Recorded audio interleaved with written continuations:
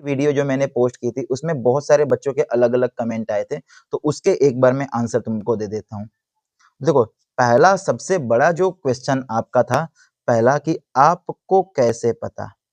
आपको कैसे पता कि यही आएगा? आपको कैसे पता पता कि यही आएगा आएगा?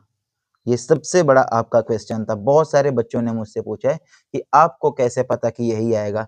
तो मैं बता दूं यार, मेरे एक बहुत ही करीबी जानने वाले हैं जो कि वहीं काम करते हैं, तो उनसे मुझे ये इन्फॉर्मेशन मिली है कि आएगा।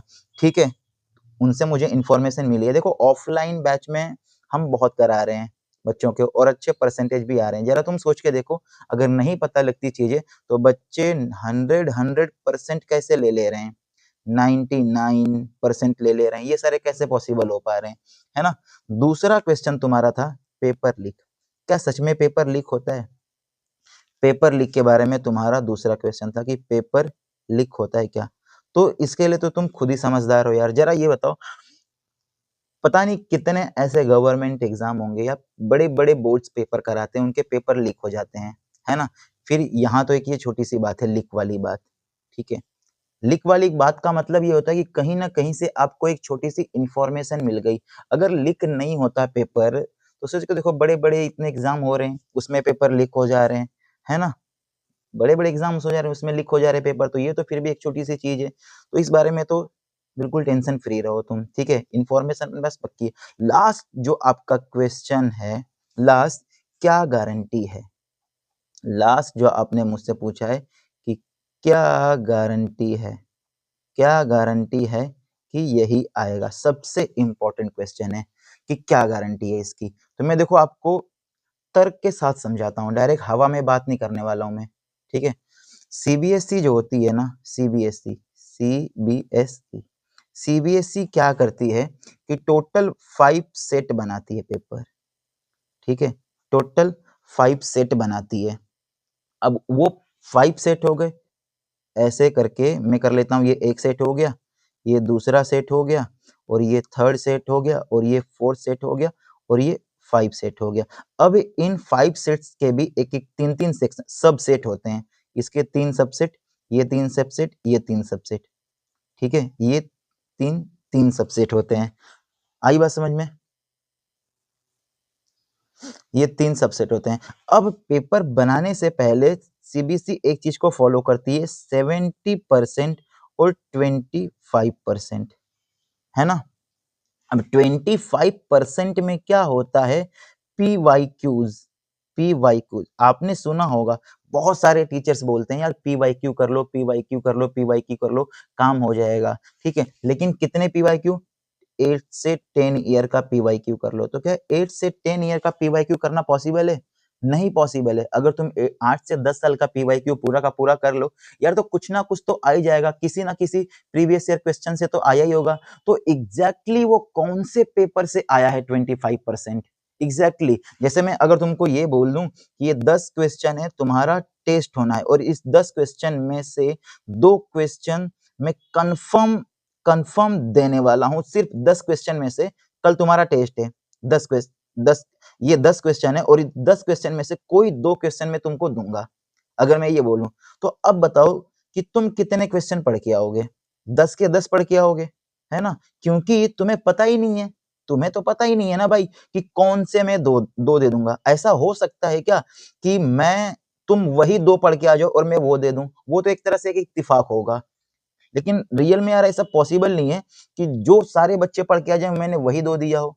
तो तुम क्या करोगे, सारा का सारा पढ़ के जाओगे। अगर बोर्ड 25% पीवाईक्यू से बनाती है, तो 8 से 10 साल का पीवाईक्यू तुम थोड़े पूरा पढ़ के जाओगे, बिल्कुल नहीं पढ़ के जाओगे। तुम तो ये ट्राई करोगे ना कि एक्चुअल में वो कौन से, किस ईयर के पेपर से पूछने वाला है, किस ईयर के। अगर तुम्हें ये बात पता लग जाए कि किस पेपर से वो पूछने वाला है, तो तुम वही पढ़ के चले जाओगे और तुम्हारा काम हो जाएगा। तो यार वो चीज मेरे पास है कि वो एग्जैक्टली कौन से पेपर से पूछने वाला है। तो ये जो मैं करा रहा हूं, एक तो ये हो गया, और इसके बाद एक और पेपर से कराऊंगा मैं, कि वहीं से ये 25% तुम्हारे आने वाले, 2 पेपर से बनने वाले हैं। और इसकी इंफॉर्मेशन मुझे कैसे, तो मैं ये इसका जवाब मैंने दिया था कि अपने करीबी जानने वाले जो वहीं वर्किंग है, जिससे मुझे ये इंफॉर्मेशन मिली है कि इन्हीं दो चीजों से ये बनने वाले हैं 25%।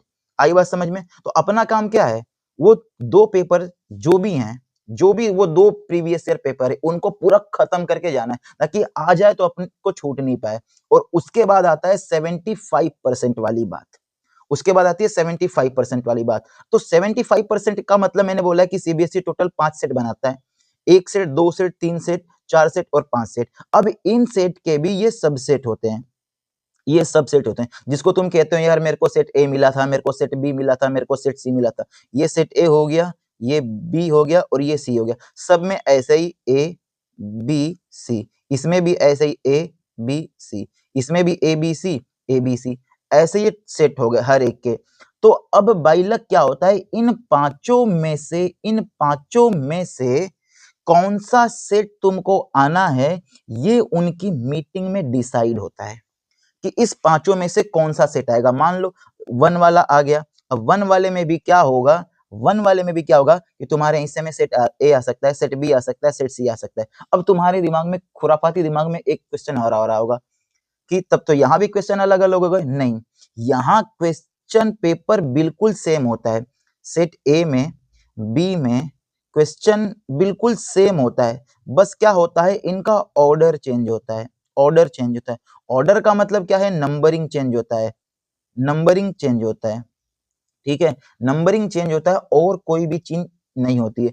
तो अपन का सबसे पहला टारगेट क्या है, ये तो पता लग गया कि यार इन्हीं पांचों में से कोई ना कोई एक आना है। तो अब मुझे बताओ कि पांचों में से कोई एक आएगा, तो अपना काम क्या है कि इन पांचों के पांचों को अच्छे से रेडी कर लेना है।